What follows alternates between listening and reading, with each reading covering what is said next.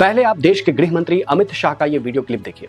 ये ममता दीदी बीएसएफ को बाढ़ लगाने के लिए जमीन चाहिए, 15 साल से वो भूमि नहीं दे रही है। अब आप सोचिए जरा कि क्या राज्य सरकार के पास इतनी शक्तियां हैं कि वो केंद्र सरकार के निर्देशों की अवहेलना कर सके। अगर कोई राज्य केंद्र सरकार को जमीन देने से इनकार करता है तो फिर केंद्र सरकार के पास कौन कौन से विकल्प बचते हैं, आज उसी पर करेंगे बात। सबसे पहला विकल्प, केंद्र सरकार को अगर राज्य सरकार जमीन देने से इनकार करे तो केंद्र सरकार आर्टिकल 256 और 257 का इस्तेमाल कर राज्यों को यह निर्देश दे सकता है कि वो संविधान के अनुरूप चले।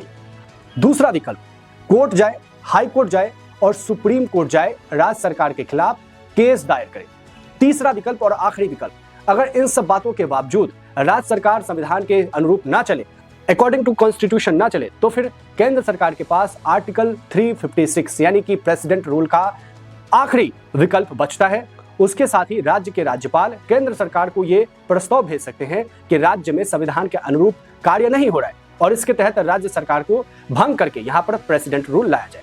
2026 में ही कलकत्ता हाईकोर्ट ने पश्चिम बंगाल सरकार को यह निर्देश दिया कि बीएसएफ के लिए केंद्र सरकार को जमीन दे। वैसे भी according to our constitution article 256 और 257 के अकॉर्डिंग हमारे केंद्र सरकार को इतने पावर्स हैं कि राज्य के पास जितने भी बॉर्डर, जो भी राज्य बॉर्डर से रिलेटेड है और वहां पर 15 किलोमीटर तक जमीन जो है केंद्र सरकार की होती है।